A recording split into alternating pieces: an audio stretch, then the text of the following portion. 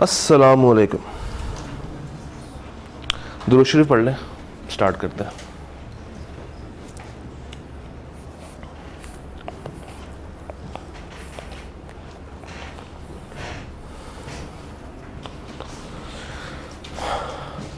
Welcome to PRC 5 introduction to business. CA journey में आपका पहला पेपर जो कि आपको बिजनेस के बारे में कुछ बातें बताएगा,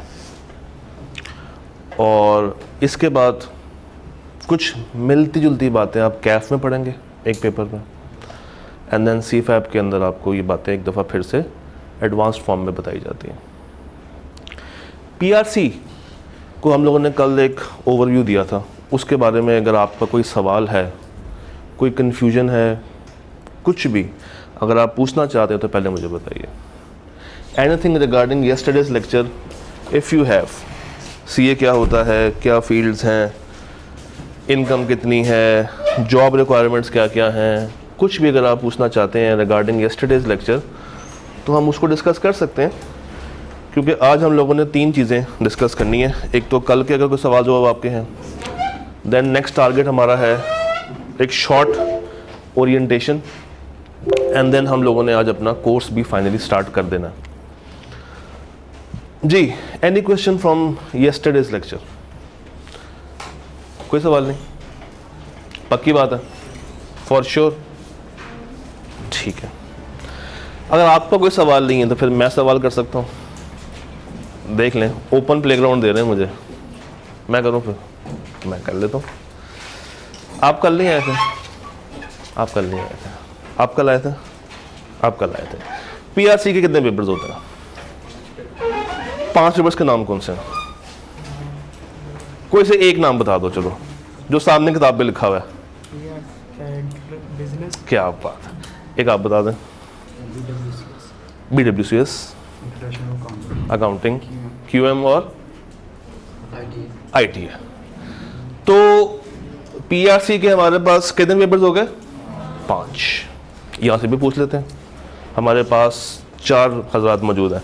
पहला paper BWCS, QM, principles of economics, ठीक है, I2B, और कौन सा मिस कर दिया आप लोगों ने? Introduction to account. इसमें से अगर आपसे मैं पूछूं कितने पेपर आपको लगता है कि न्यूमेरिकल हैं, यानी कि जिसमें नंबर्स के साथ आप लोगों को खेलना होगा? एक तो QM, उसमें मैथ भी और स्टैट भी है, और उसके बाद अकाउंटिंग। तो 2 पेपर प्योर न्यूमेरिकल है और 3 पेपर प्योर थ्योरेटिकल। यहाँ तक क्लियर है? क्या CA करने के बाद जॉब मिल जाती? क्या CA करने के बाद 100% एम्प्लॉयमेंट है? Yes sir. मगर क्या हर एक को इक्वल सैलरी मिलती है? क्यों, ऐसा क्यों होता है? एक्सपीरियंस, स्किल, टैलेंट, और नहीं, वो तो आप आपने फील्ड में एंटर होने के बाद लोगों को साथ करनी है ना, बिलोमिनेंस। आपके साथ तो कोई नहीं करेगा शुरू में। तो पैसे कम या ज़्यादा ये मल्टीपल फैक्टर्स पर डिपेंड करता है, इंक्लूडिंग योर किस्मत। किस्मत जब साथ देती है तो पैसे बहुत ज़्यादा मिलने लग पड़ते हैं, और जब किस्मत साथ ना दे रही हो तो कम हो जाते हैं। मगर किसी भी स्टेज पे आप लोगों ने परेशान नहीं होना, बस एक काम करते रहना, उस रब का शुक्र अदा करते रहना। आज कम है तो कल क्या होगा, परसों क्या होगा, उसके बाद तरक्की ही तरक्की है। मगर उस तरक्की को हासिल करने के लिए आज हमें क्या करना? Hard work, including some smart work, efficient रहना, डिलीजेंट रहना, रोज़ का काम परसों करना है, रोज़ करना है, और एफिशिएंसी के साथ हम लोगों ने चलना। डन? अच्छा जी, एक शॉर्ट सा intro regarding this paper. Paper का नाम क्या है? Introduction to business. ये स्लाइड कल भी आप लोगों ने देखी थी, अब इसको थोड़ा सा एलैबोरेट कर लेते हैं। PRC 5 के अंदर हम लोगों ने पढ़ना क्या? बिजनेस क्या होता, कैसे एक बिजनेस को चलाया जाता, बिजनेस की टाइप्स कितने हैं, स्ट्रक्चर्स, एक कंपनी के अंदर कौन सा बिजनेस स्ट्रक्चर चल रहा है, ऑपरेशंस कैसे चलते हैं कंपनी के, कंपनी का फाइनेंस कैसे डील किया जाता है, आईटी और बिजनेसेस का आपस में क्या ताल्लुक है, कितना रोल है, क्या उसकी इंपॉर्टेंस है, क्या हमें एथिकल रहना चाहिए या नहीं रहना चाहिए बिजनेस के अंदर, मार्केटिंग कैसे करनी चाहिए अपने बिजनेस की, ह्यूमन रिसोर्सेज को कैसे मैनेज करना चाहिए, सेल कैसे करनी चाहिए, प्रॉफिट कैसे कमाना चाहिए। अच्छा एक बात बताएं, एथिकल रह के प्रॉफिट कमाना आसान है या मुश्किल? मुश्किल है। तो ये तो सीखना है कि प्रॉफिट भी अर्न करना है और साथ साथ अपने एथिक्स को भी हाथ से जाने नहीं देना।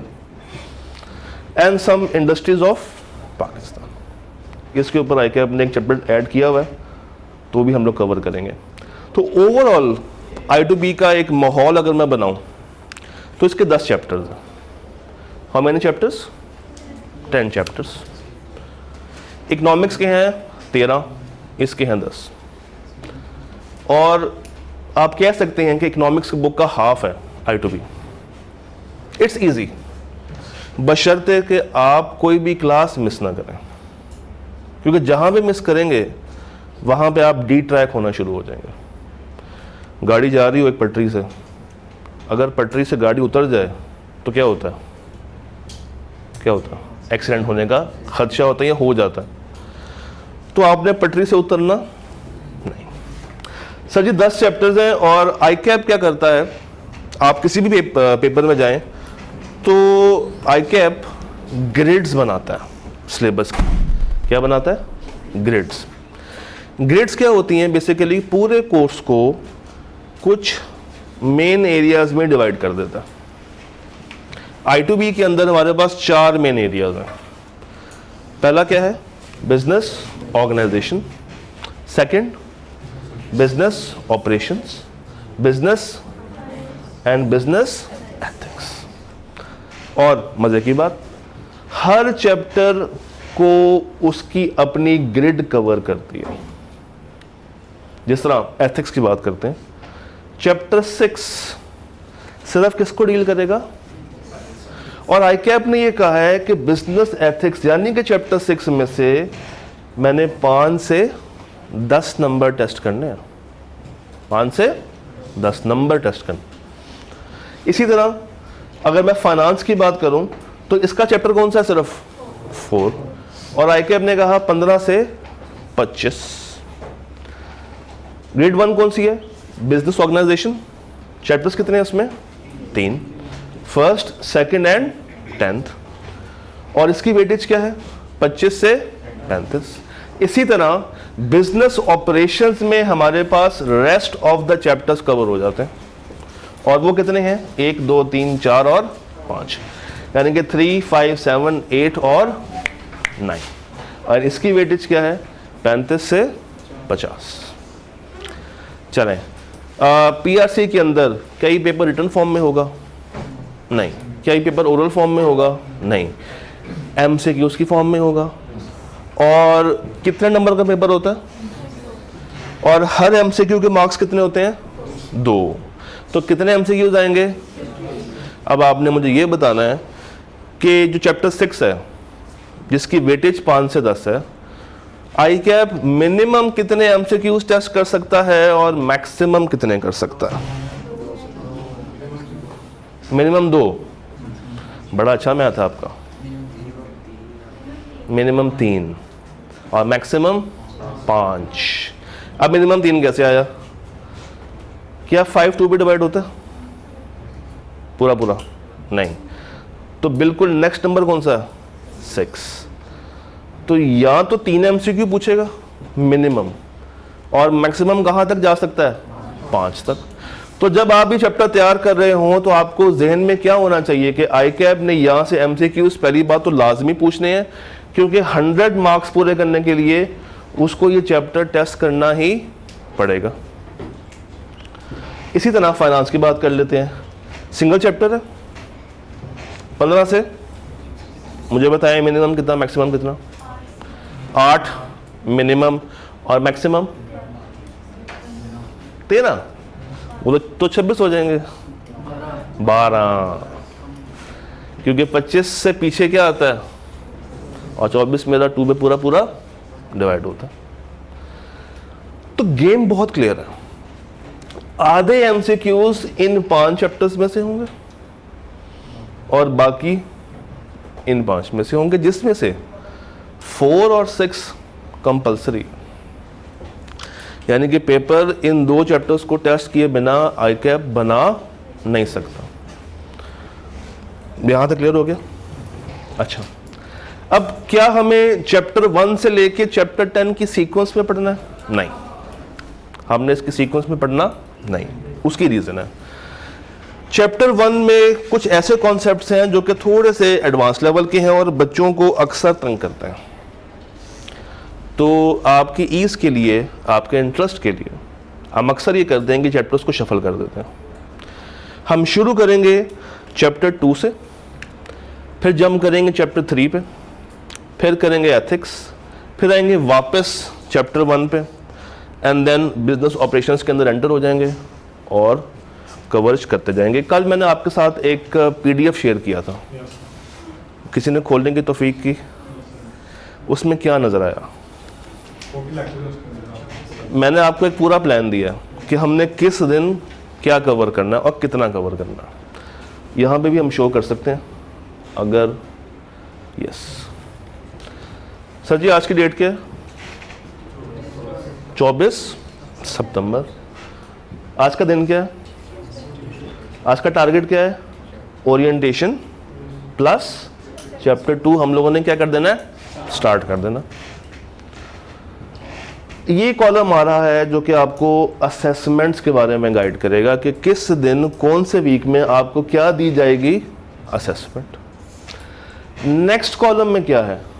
ऑनलाइन टेस्ट की डिटेल्स, यानी कि किस दिन आपका कौन से चैप्टर का टेस्ट होगा। तो मैंने ये डिज़ाइन इस तरीके से किया है कोर्स के साथ, हमारे पास क्या होंगी? चैप्टर वाइज असेसमेंट्स, 10 मेरे पास क्या होंगे? टेस्ट्स, और हमारे पास 7 मॉक्स होंगे। मगर अभी स्क्रीन पे आपको मॉक्स नज़र आ रहे हैं कितने? 6। 7वां मॉक होगा आपके एग्ज़ाम से ठीक 1 हफ्ता पहले, और उसमें और इस वाले आखिरी मॉक में एक टाइम होगा जिसमें आप लोगों ने फुल सिलेबस को एक दफ़ा फिर से रिवाइज करना होगा। तो क्या इतने टेस्ट बहुत है या कम है, या जज्बातियों के मैंने ज़्यादा ऐड कर दिए? क्या कहते हैं आप लोग?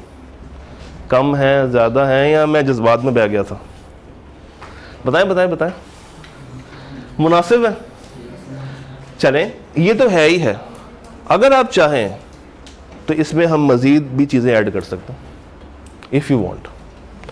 अगर आपको लग रहा है कि सर चैप्टर 4 के ना 3 टेस्ट होने चाहिए, तो आप मुझे बताएं, हम 3 बना देंगे। ये आपके ऊपर है। वो पंजाबी में कहते हैं ना कि जितना, उसका तर्जमा ये उर्दू कि जितना गुड़ डालो उतना क्या होता है? मीठा। तो अब ये आपके ऊपर है कि आप सादा पानी पीना पसंद करेंगे या मीठा पानी पीना पसंद करेंगे। डन यहाँ तक? मगर कम से कम आपको मैं कौन सा पानी पिलाऊंगा, ये तो फॉर श्योर मिनिमम है, मगर हम इससे ऊपर भी जा सकते हैं। आप कहें सर मॉक्स तो है ना वो मज़े नहीं आ रहा, 6 तो बहुत कम है, 10 करें, 10 कर लेंगे, मुझे कोई इशू नहीं है। मैंने एमसीक्यू बना के आपको दे देने हैं, सॉल्व आप लोगों ने करना है। डन? अच्छा जी, क्यों बच्चे इस पेपर में फेल होते हैं? क्या इश्यूज हैं इस पेपर को लेकर? जरा पढ़े। Students are of view that I have already covered this course. बच्चों को लगता है कि यार ये तो इंग्लिश है और ये मैं खुद से पढ़ के भी अटेम्प्ट कर सकता हूँ, मगर बच्चा उस वक्त ये भूल जाता है कि उसने कभी भी बिज़नेस के बारे में स्टडी नहीं किया। ये पहला कोर्स है आपका जो कि आपको बिज़नेस की टेक्निक्स के बारे में बताएगा। इससे पहले क्या आप लोगों ने मैट्रिक में कवर किया, इंटर में कवर किया, आईसीएस में कवर किया? नहीं। तो बिजनेस अगर आप लोगों ने सीखना है तो पीआरसी में कहाँ से मिलेगा? I2B से मिलेगा। इसके अलावा ना ये PRC 1 में पाया जाएगा, ना 2 में, ना 3 में, ना ही 4 में। हाँ, एप्लीकेशंस पाई जाएंगी। जिस तरह बिजनेस के बारे में सीखा कहाँ पे? PRC 5 में। उसी बिजनेस की अकाउंटिंग कहाँ पे सीखेंगे? PRC 4 में।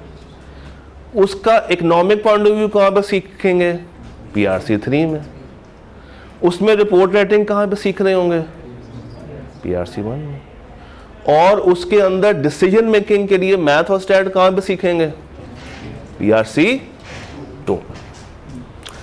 चलिए आप लोगों से एक सवाल पूछता हूँ, नौकरी करनी चाहिए या बिजनेस करना चाहिए? ओए जज्बाती कौम, बिजनेस। तो अगर सारे लोग बिजनेस ही करना शुरू कर दें तो फिर नौकरी वाले हज़रात क्या करें? छोड़ दें। मगर बिजनेस करने के लिए क्या चाहिए होता है? तो पैसा कहाँ से आएगा?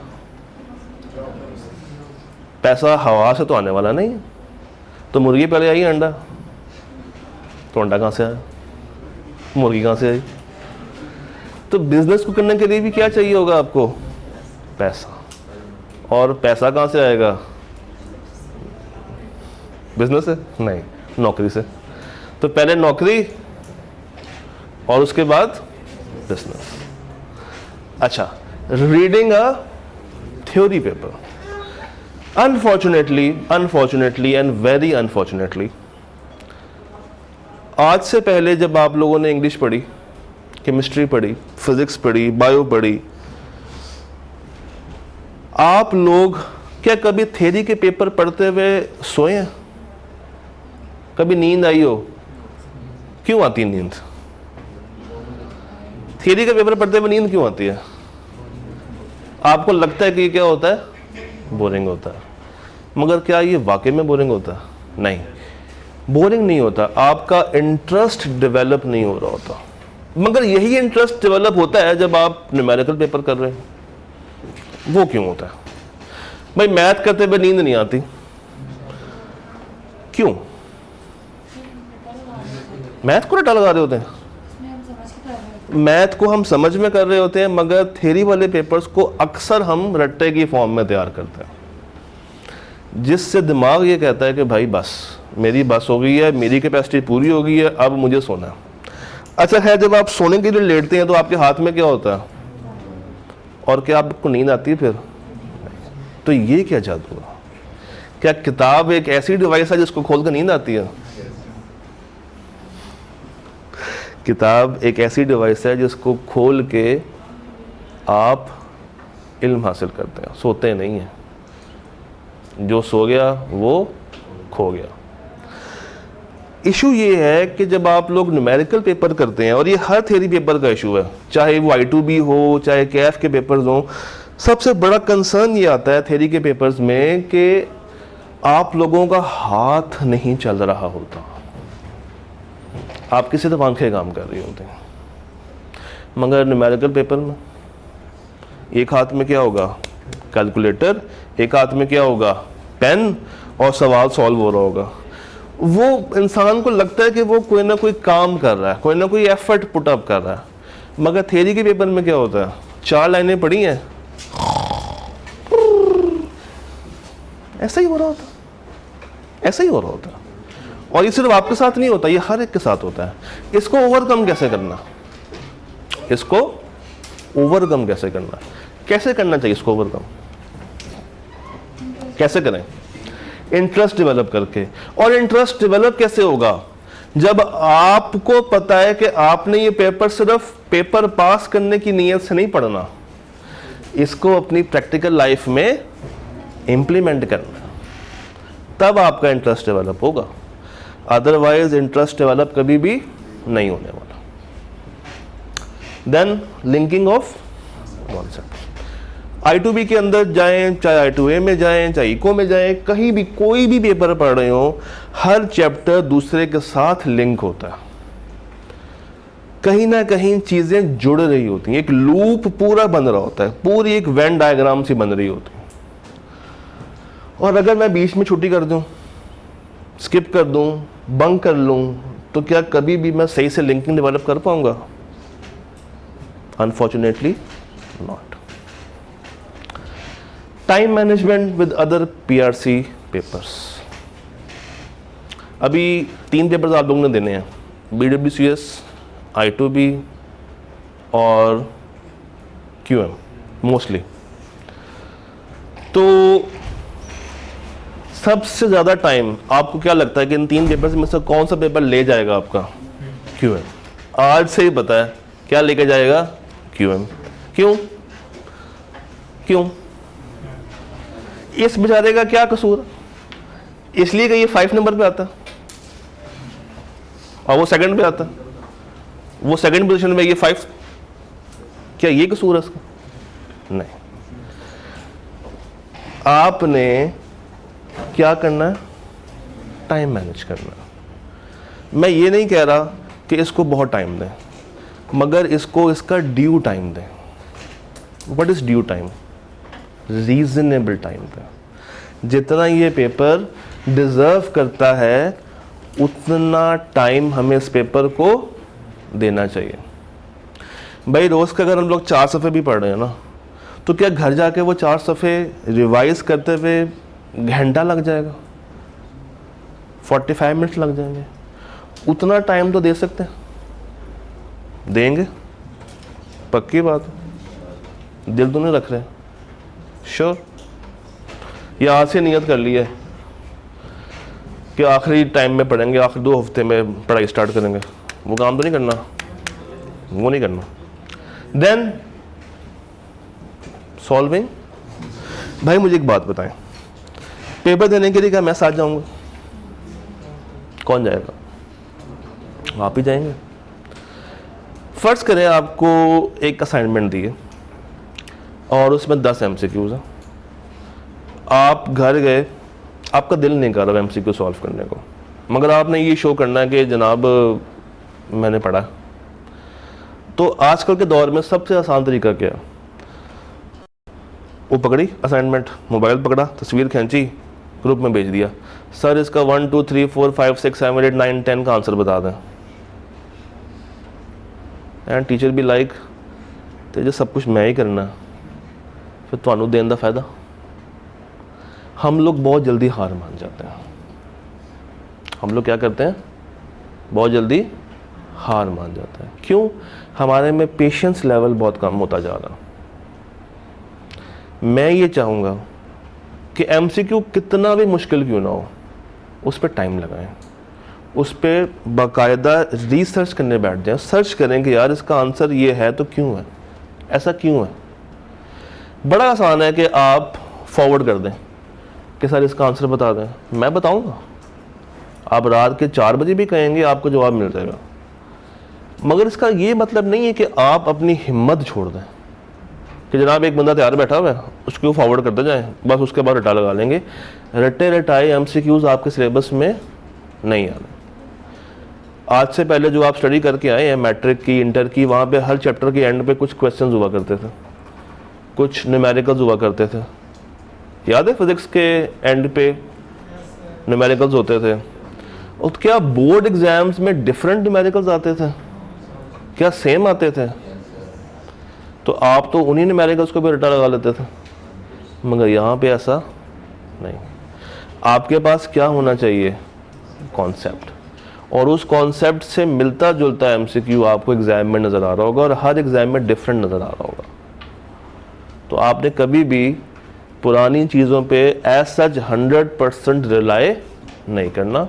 और मगर आपके लिए तो जो पुराने MCQs हैं, जो किताब में हैं या जो कहीं से भी आपको गेन होंगे, वो सारे क्या हैं? न्यू। आपके लिए क्या है? New MCQs। आपने एफर्ट पुटअप करनी है। एफर्ट पुटअप करने के बाद, कोई 5-10 मिनट लगाने के बाद, कोई टक्करें मारने के बाद नहीं समझ आ रहा, मुझे पता है, मगर फर्स्ट गो में अगर आप फॉरवर्ड करेंगे तो दिल दुखता है। बता मैं फिर भी दूंगा, मगर थोड़ा सा एक दफ़ा आपने ख़ुद को इसके लिए तैयार करना है, क्योंकि एग्ज़ाम में मैंने साथ नहीं जाना। एग्ज़ाम की में जो आप लोगों ने एफर्ट करनी है जाके, वो आपने आज से ही घर में अप्लाई करना शुरू कर देनी है। भैया आज बात क्लियर हो गई। And the final reason for failure is not attempting test and assignment regularly. सबसे बड़ी reason, the father of all.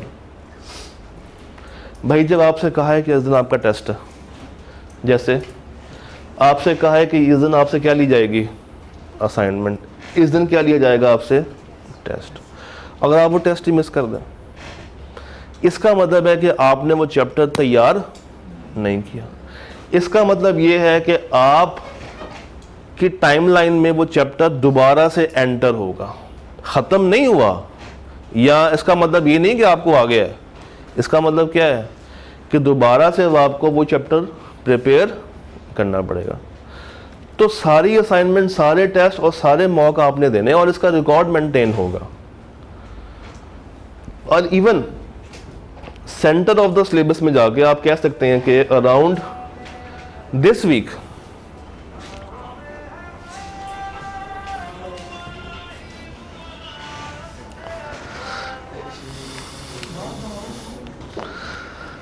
आमीन, अराउंड दिस वीक जब हम लोग सेंटर में पहुंच जाएंगे तो यहां पे हमारे कितने टेस्ट कवर हो चुके होंगे, हाफ। इन हाफ की बेसिस के ऊपर हम देखेंगे कि सुपर परफॉर्मर्स कौन से हैं एंड देन हम उनको कुछ कैश प्राइजेस भी अलॉट करते हैं। भाई मैं तो देता हूं, मैं किसी और टीचर की गारंटी यहां पे नहीं लूंगा, मैं खुद तो देता हूं। डन। एंड देन ये काम हम रिपीट भी कर सकते हैं जब आप यहाँ पे आएंगे, इवन यहाँ पे भी कर सकते हैं। मगर देखें सारी चीज़ें मैं आपको प्रोवाइड करूँगा, कॉन्टेक्स्ट, किताब, कॉन्सेप्ट्स, टेस्ट्स, असाइनमेंट्स। आपसे मुझे सिर्फ एक चीज़ चाहिए, वो क्या है, कंसिस्टेंट एफर्ट। खाली एफर्ट नहीं, एफर्ट एक दिन की भी हो सकती है ना, कंसिस्टेंट बेसिस पे एफर्ट चाहिए। दे देंगे, नियत करते हैं, पक्की बात है। हाथ खड़ा करें, right hand, right hand, right hand, right hand बोलें। मैं नियत करता हूं कि मैं अक्टूबर के अंदर पूरा कोर्स I2B का 100% तैयार करूंगा और नवंबर के पहले हफ्ते में सारे मॉक दूंगा, एंड में फाइनल मॉक भी दूंगा और पेपर भी पास। मुझे डिसअपॉइंट नहीं करना, पेपर पास करूंगा, पेपर भी पास। अच्छा एक सेकंड, मैंने करूंगा करूंगा तो बोला, मैंने करूंगी तो बोला ही नहीं। आप लोग तो बोल रहे थे ना, फिर ठीक है। तो मुझे डिसअपॉइंट ना कीजिएगा, पक्की बात है। नहीं जी, यहाँ पे ओरिएंटेशन का हम, हाँ बस एक चीज़ और आपसे डिस्कस करनी है, वो कर लेते हैं। क्लास में क्या क्या होगा, डेली क्लास लेक्चर्स और 1 hour and 15 minutes, 7 assignments, 10 chapter wise test, 7 full length mocks, ये मैंने आपको बता दिया। 24/7 access to teacher, you can ask questions in class and also in the WhatsApp group. Ensuring 100% delivery of the concepts, ये खैर मैं class में करवा रहा हूँ। किताब आप तक पहुँच चुकी बिज नोट्स के नाम से, बस डन हो गया। किताब आपके पास दो है, ये ICAP की है या ये है। मैंने बस क्या किया है कि इस ICAP की बुक को पकड़ा, इसमें से जो गैर ज़रूरी बातें हैं वो माइनस की हैं, कुछ चीज़ों को आसान किया है और आपके सामने एक किताबचे की फॉर्म में रख दिया है। अब आपकी ऑप्शन है, यहाँ से भी याद कर सकते हैं, वहाँ से भी कर सकते हैं, कॉन्सेप्ट्स आपको सेम ही नज़र आ रहे होंगे। ठीक है, तो यहाँ पे अपनी ओरिएंटेशन को एंड करते हैं and then will start chapter number 2। मिलते हैं कुछ टाइम के बाद।